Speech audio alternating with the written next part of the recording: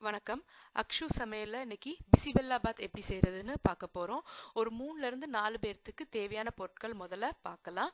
1 cup புழுங்கல் அரிசி, 1/2 cup துவரம்பருப்பு, ஒரு 15ல இருந்து 20 சின்ன வெங்காயம், அதாவது சாம்பார் வெங்காயம், ஒரு எலுமிச்சை சைஸ்ல ஒரு கொஞ்சம் புளி, 1 டேபிள் ஸ்பூன் துருவின தேங்காய், 1/4 டீஸ்பூன் உப்பு, ஒரு 1/2 டீஸ்பூன் பெருங்காயப்பொடி, 2 டீஸ்பூன் முழு மல்லி விதை, 1 டேபிள் ஸ்பூன் கடலைப்பருப்பு, 1/2 டீஸ்பூன் உளுந்தம்பருப்பு, 1/4 டீஸ்பூன் வெந்தயம், முழு வெந்தயம், அது போக 2 முழு கிராம்பு, 1 இன்ச் சைஸில் ஒரு துண்டு பட்டை, 1 டீஸ்பூன் கசகசா, 7ல இருந்து 10 காஞ்ச மிளகா.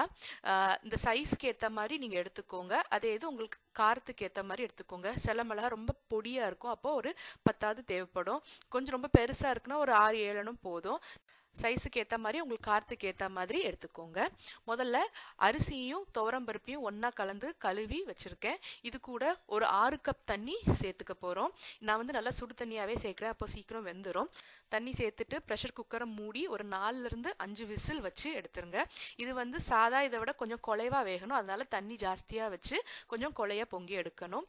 இப்போ வெந்ததுக்கு அப்புறம் பார்த்தீங்கன்னா இந்த மாதிரி இருக்கும். நம்ம பொங்கலுக்கு பண்ணுற மாதிரி கொஞ்சம் குலைவாக வைக்கணும். அடியில் பார்த்தீங்கன்னா எதுவும் அடி பிடிச்சிருக்காது, நல்லா சாஃப்டாக வெந்திருக்கும். கொஞ்சம் ஈரப்பதமாக இருக்கணும், அப்போ தான் நம்மளுக்கு சாதம் கிண்டி முடிக்கும் போது சரியான பதம் கிடைக்கும். இதை தனியாக எடுத்து வச்சிருங்க. அடுத்தது புளியில் ஒரு 1/2 கப் தண்ணி சேர்த்து அதை நல்லா ஊற விட்டுருங்க.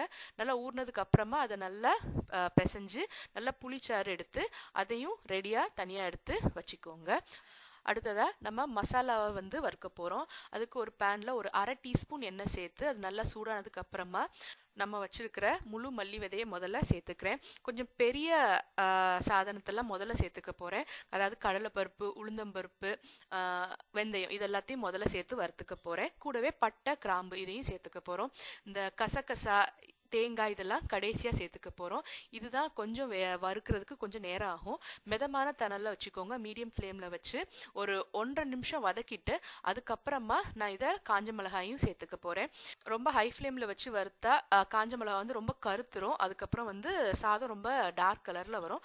அதனால மிதமான தணலில் வச்சு ஒரு 3 நிமிஷம் வறுத்துட்டு அதுக்கப்புறம் கடைசியாக கசகசாவை சேர்த்து அதை வந்து லேசாக ஒரு கிண்டு மட்டும் கிண்டிக்கிறேன். கசகசாவை முதலே எல்லாத்துக்கூட சேர்த்துட்டா அது கரிஞ்சு சீக்கிரம் பொரிஞ்சிரும். அதனால கடைசியா சேர்த்துட்டு ஒரு 10 செகண்ட் வதக்கிட்டு அப்புறமா நம்ம துருவி வச்சிருந்த 1/2 டேபிள் ஸ்பூன் தேங்காயும் சேர்த்துக்க போறோம். சேர்த்துட்டு திரும்ப மிதமான தண்ணல்ல ஒரு 3 நிமிஷமாவது வதக்கணும். ஏன்னா தேங்காய் வந்து நல்லா வறுபடணும், அதே நேரம் கரிஞ்சிடக்கூடாது.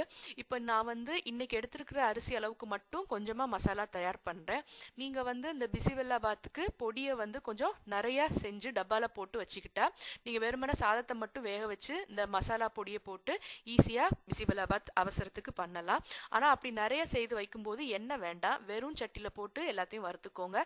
அதே மாதிரி கடைசியில் தேங்காயும் சேர்க்க வேண்டாம், ஏன்னா தேங்காய் சேர்த்தா சீக்கிரம் கெட்டு போயிடும். அப்படி இந்த தேங்காய் வேணும், அந்த டேஸ்ட் பிடிக்குது அப்படின்றவங்க அதை தனியா நல்லா பொன்னிறம் வர்ற வரைக்கும், அந்த ஈரம்லாம் போய் நல்லா அது பொன்னிறமா வர்ற வரைக்கும் வறுக்கணும். நம்ம இட்லி பொடிக்கு வறுக்கிற மாதிரி வறுக்கணும், அப்பதான் அது கெடாம இருக்கும்.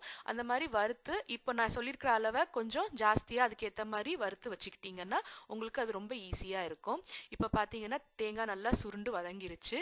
இதை நான் வந்து எடுத்து தனியா ஒரு பாத்திரத்தில் ஆற வச்சுக்க போகிறேன். நல்லா ஆறுனதுக்கு அப்புறமா ஒரு மிக்சி ஜாரில் சேர்த்து அதை வந்து கொஞ்சம் நல்லா நைஸாக அரைச்சிக்க போகிறோம். இது வந்து நான் ஏற்கனவே சொன்ன மாதிரி நான் இன்னைக்குள்ள சாத அளவுக்கு மட்டும் வச்சுருக்கேன். இதை நம்ம தனியாக ரெடியாக எடுத்து வச்சுக்கலாம். அடுத்தது அதே பேனில் ஒரு 1/2 டேபிள் ஸ்பூன் எண்ணெய் சேர்த்துக்க போகிறேன். சேர்த்துட்டு அது நல்லா காஞ்சதுக்கு அப்புறமா நம்ம வச்சுருந்த 15லேருந்து 20 சின்ன வெங்காயம் இதை சேர்த்து நல்லா வறுத்துக்க போகிறோம். இப்போ பார்த்தோன்னா மசாலா வறுத்து பொடிச்சாச்சு, சாதம் வேக வச்சாச்சு, ஸோ எல்லாமே வெந்து இருக்குது. அதனால வெங்காயத்தையும் நம்ம நல்லா சர்வ் பண்ணுறதுக்கு ஏற்ற மாதிரி நல்லா வதக்கிடணும். பச்சை வாடை இல்லாமல் நல்லா அது பொன்னிறமாக ஆற வரைக்கும் மிதமான தணலில் வச்சு நல்லா வதக்கிடுங்க. இந்த மாதிரி நல்லா சாப்பிட்ற பதத்துக்கு அது வதங்கினதுக்கு அப்புறமா நம்ம கரைச்சி வச்சிருந்த புளி தண்ணியை இதில் சேர்த்து கொதிக்க விடுங்க.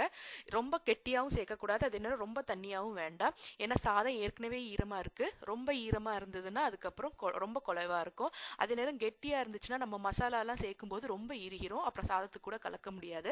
அதனால 1/2 கப் தண்ணி சேர்த்து பிழிஞ்சு எடுத்து அதை அப்படியே ஊற்றி நல்லா கொதிக்க விடுங்க. கொதிச்சதுக்கு அப்புறமா உப்பு பெருங்காயத்தூள் சேர்த்து கூட ஒரு 1/2 நிமிஷம் நல்லா கொதிக்க விடுங்க. அந்த புளியில இருக்கிற பச்சை வாசனை எல்லாம் போகணும். அதுக்கப்புறமா நம்ம வறுத்து பொடிச்சு வச்சிருந்த அந்த பிசிபெல்லாபாத் மசாலா பொடியை இதுல சேர்த்துக்க போறோம். இந்த மசாலா பொடி சேர்த்த உடனே இது வந்து நல்லா இறுகிட்டு வந்துடும். ஏன்னா அந்த மசாலா அதுல இருக்கிற ஈரத்தெல்லாம் உறிஞ்சிரும். அதனாலதான் ரொம்ப கட்டியா சாறு சேர்க்க வேண்டாம்னு சொன்னேன். இப்போ நம்மளுக்கு கிட்டத்தட்ட இது தயாராயிருச்சு. நம்ம ஏற்கனவே தயார் பண்ணி வச்சிருக்கிற சாத கலவையில இந்த மசாலாவை கொட்டி நல்லா கிளறி இறக்கிட்டோம்னா பிசிபெல்லாபாத் தயார். சாதம் நல்லா ஈரமா குலைவா இருக்கிறதுனால உங்களுக்கு அது கிண்டுறதுக்கு கஷ்டமா இருக்காது, நல்லா ஈஸியா அது பரவிடும். நல்லா மிக்ஸ் ஆகிற மாதிரி மசாலா வந்து எல்லா சாதத்துலயும் நல்லா படுற மாதிரி கிண்டி விட்டுட்டீங்கன்னா இப்போ பிசிபெல்லாபாத் தயாராயிடுச்சு. இன்னைக்கு நான் வந்து காய்கறி எதுவும் சேர்க்கல, சின்ன வெங்காயம் மட்டும்தான் சேர்த்திருக்கேன். உங்களுக்கு விருப்பப்பட்டா நீங்க கொஞ்சம் உருளைக்கிழங்கோ கேரட்டோ எதுனாலும் தனியா வேக வச்சு சேர்த்துக்கலாம். கடைசியா நான் ஒரே ஒரு டீஸ்பூன் நெய் இதுல சேர்க்கிறேன். இது கொஞ்சம் நல்ல மணமா இருக்கும். இது வந்து இஷ்டம் இல்லை அப்படின்றவங்க சேர்க்க வேண்டாம். ஆனா அந்த நெய் கடைசியா சேர்த்து கிண்டும் போது ஒரு நல்ல வாசனையா ஒரு டேஸ்டே வித்தியாசமா ரொம்ப அருமையா இருக்கும். இவ்வளவுக்கு கொலையவா வேண்டாம், பொங்கல் மாதிரி வேண்டாம், எங்களுக்கு கொஞ்சம் சாதம் மாதிரி வேணும்ன்றவங்க தண்ணி கொஞ்சம் குறைச்சி வச்சு ஒரு விசில் குறைச்சி வச்சு கொஞ்சம் முன்னமே இறக்கிட்டீங்கன்னா கொஞ்சம் சாதம் பக்குவத்துக்கு இருக்கும், ரொம்ப பொங்கல் பக்குவத்துக்கு இருக்காது. இது ஆறின பிறகு இன்னும் கொஞ்சம் இருக்கும். இது உங்க வீட்லயும் ட்ரை பண்ணி பாருங்க, நிச்சயம் எல்லாத்துக்கும் ரொம்ப பிடிக்கும். நன்றி.